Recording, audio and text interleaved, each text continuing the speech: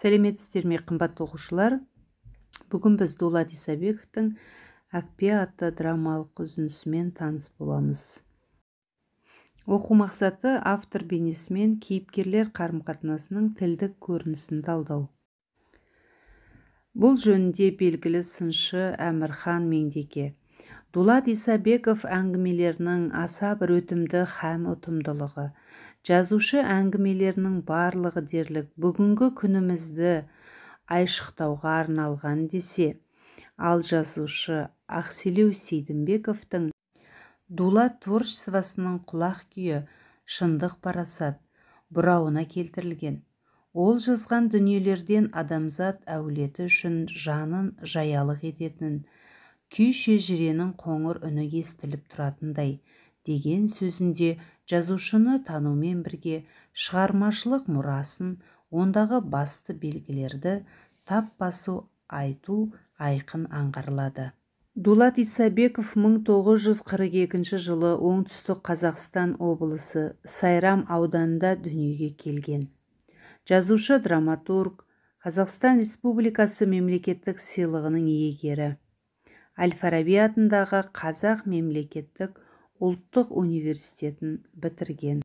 1968-67 жылдарында Қазақстан Республикасы телевизия және радио хабарын тарату жөнінде мемлекеттік комитетте аға редактор қызметін атқарды.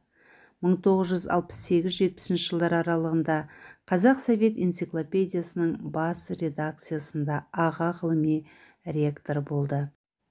1971-76 жылдар аралығында Жұлдыз журналында бөлім меңгерушісі болса, 1976-80 жылдар аралығында Жалын баспасында редакция меңгерушісі қызметін атқарды.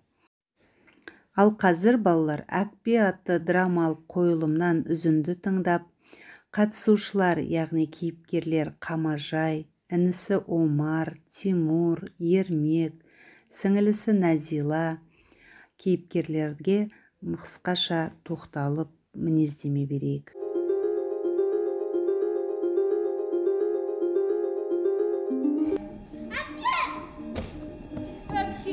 Әпке дегенің қалай, мен сенің мамаңмын, мамаң.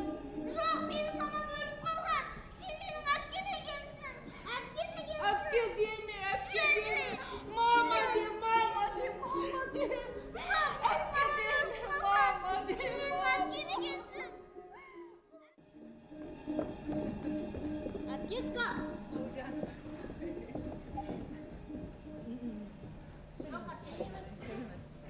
Әпкешка, бүгін бар ғой, я? Гаухар екеміз таң атқалы беріп тамақ ішкен жоқ. Немене ақшаларың болмай қалды ма? Жоқ. Уақыт жоқ.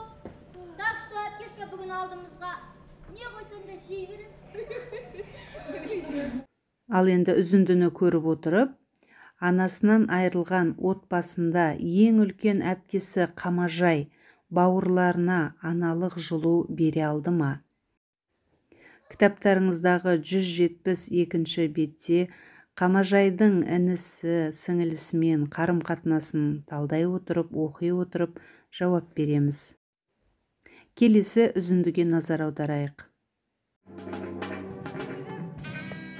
Емізім, қайда жинадың? Тамақ ішпейсің бе? Асханадан ішкем.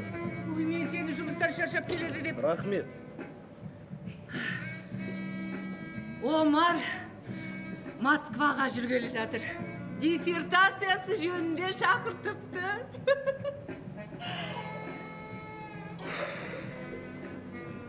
Тағы да ақша құрта ма? Енді өз стипендиясы өзіне жетеді ғой. Жарайды. Баруына жетеді. Одан соң не істемек? Бір мәнісі табылар. Диссертацияны абыроймен қорғап шықса. Ай, мамуля. Көп болды ғой соны сандалғанына. Не Платон болам деп жүрме? Платон болмаса да азамат болар. Ағам ғой әйтеуір. Мамуля, кешкісін мен бір досым үйіне баруым керек еді. Қолың тисе, костюмді түкеп қойшы. Ай, ұмып кетпін.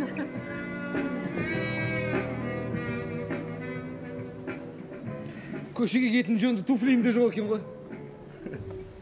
Nesi var? Ертеңгі айлығыңа ал, өзің таңда. Ертеңгі айлығымды мен қарызыма берем. Қарыз? Қарызы несі? Оны неге алып жүрсің? Жай бір шаруаға қажет болып қалған. Сол Бір шаруаға. Омар Москваға жүргелі жатыр. Енді жүрсе қайтпек. Естідім ғой, естідім. Неменеге қайталай бересің? Барсын. Барады ғой, барады. Неге зіркілдейсің? Не болған саған? Бұрын мұндай мінезің жоқ еді ғой. Бұл үзіндіде Қамажайдың ортаншы інісі Тимур мен Қамажайдың арасында қарым-қатынас. Көріп отқандай, өздеріңіздің ойларыңызды топшылап, Тимур бейнесі сендерге қандай ой салды? Осы сұраққа жауап беріп, келесі бейнеге көңіл аударамыз.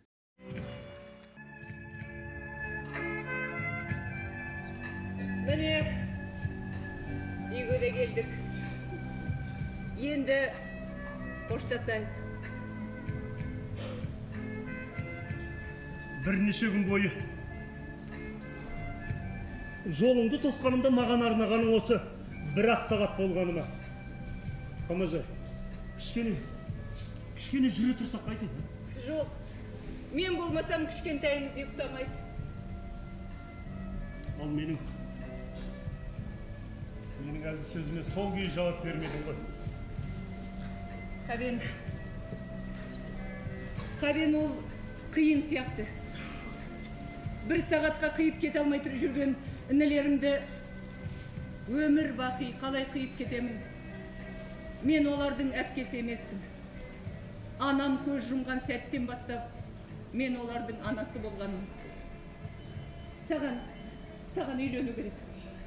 Ал маған інілерім мен сіңлімді тәрбиелеу керек. Қамажай, сенің уайымшылсың. Қойшы осындай сөздерді.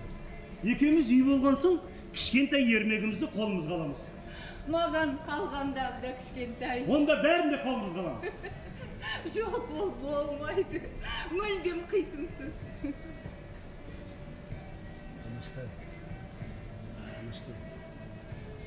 Қой, бала болмайық.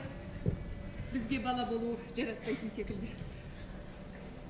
Қамажай, жасыңа жетпей, егделікке бой ұрмасаңшы, кәрілік қайда қажат дейсің? Мен сені түсінем, бірақ амалым қанша. Үйдегі төртеуі төрт азамат болмай, мен өз басымның қамын ойлауға қақым жоқ. Өз жөнін тауып әке кетті. Талқан таусылып шеше байқұс ол кетті. Тағдырдың тәлкегінен есеңгіреген естерін енді жинап. Тағдыр тәлкегіне енді ұмыт бола бастаған кезде не болсаң ол бол деп мен тастап кетсем не болмақ? Жоқ, Қабен, кешір. Мен сенің бағыңды байлағым келмейді. Сенің жолың басқа, кешір. Кешір, Қабен, кешір. Қош бол, Қабен. Інілерімнің біреуі шығып қалса ұят болар. Ертең жұмысқа баруым керек. Балалардың жасайтын тамағы бар, жуатын кірлері бар. Жұмыс деген бастан асады. Мен кетейін. Қош бол. Қамажай, мүмкін әлі де ойланарсың, Қамажай. Жоқ, Қабен, ойланып болғаным осы. Қош бол, Қабен. Мен сенің бағыңды байлағым келмейді. Қош бол. Бұл үзіндіден біз Қамажай бауырлары үшін өзінің және Қамажайды ұнатқан жігіт Қабеннің сөзін алмағанын көріп отырсыздар. Келесі кезекте драманың тақырыбы мен идеясын ашатын бейнероликке көңіл аударайық. Қарлығаштай бауырлар үшін бар қызығын құрбандыққа шалған қазақ қыздарының типтік образы. Бауырына туған баласынан да артық қарау қазақ қыздарына ғана тән мінез. Қанша жыл өтсе де, әпке қоғамға өзінің актуалдығын жоғалтқан жоқ. Бауырмашылық азайған заманда көрерменнің әпкені қайта-қайта сағынатыны да сондықтан шығар. Әпке менің өзімнің өмірім ғой. Егер де әпкелерім болмаса, біз қалай болар? Егер де 3 баламыз, ер бала. Күйеуге тиіп кеткен әпкелерім кезек-кезек келіп, үлкен ағам 10-шы класста оқиды. Әкеміздей болып кетті деп жүрміз ғой енді. Bir жыл болды, қайтыс болғалы бара жатырмын. Менен үлкен сияқтанып көрінен сөйтсем 6 жас па, 5 жас па сондай ақ екен ғой арамыз. Міне сол үшеуміз қалдық қой енді. Ол кезде ол 10-шы класста оқиды. Бауыр тауып береді, шешеміз жоқ деген. Осы сөзді мен айта аламын ба қазір мәселе? Осы сөзді айта алатын адам бар ма қазір? Өз баласын тәрк етіп, бауырларды бірінші орынға қойған. Содан кейін ауылдағы елдің бәрінің қиындықтың бәрі әйел адамдардың иығына түсіп жатты. Ол иығынан кетпендер қалай түспесе, елдің ауыртпалығы олардың иығына солай түспей жатты. Соның бәрі шыдады, көнді, және колхозда бір тиын еңбек ақы алмай жұмыс істеуге мойын сұнды. Сонан барып, солардың бәрін көре отырып, мен қалай әпке туралы жазбаймын. Міне балалар тыңдап отырғандай, әкпе драмасында Дулат Исабековтың өз өміріне ұқсас екен. Енді қазақ қызының бауырмалдық ниеті мен пейілінің символы болған әкпе пьесасының мазмұны қандай? Әкпе драмасының кейіпкерлерін атаңдар. Қамажай іні сіңілерін бағып қағуда қандай қиындықтардан өтті? Бағалау критерийлері: шығармадағы кейіпкерлердің жағымды жағымсыз тұстарын ажыратып, оларға тура және жанама мінездеме бере алады. Үйге тапсырма пьесаны оқу және пьеса кейіпкерлеріне тән қасиеттерді топтастыру. Сабақтан кейінгі әсерім: не сезіндім, нені білдім, қандай ой пайда болды, нені үйрендім. Кері байланысқа жаза қойыңыздар. Назарларыңызға рахмет, сау болыңыздар.